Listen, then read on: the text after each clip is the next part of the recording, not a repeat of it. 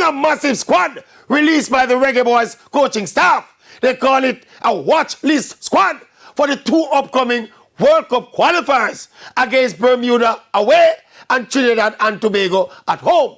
It's a list of 45 players, 5 goalkeepers, 11 defenders, 10 midfielders, and 19 forwards. And of course, we see about 3 or 4 players on that list that we have never heard of or seen before.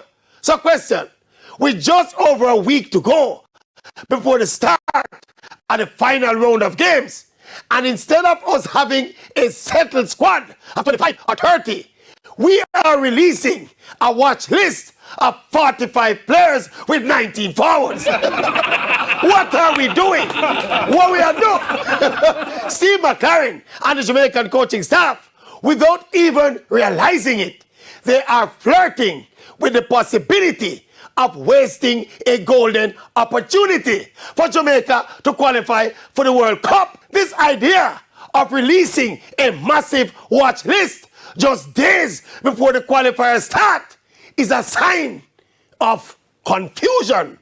Indeed, utter confusion.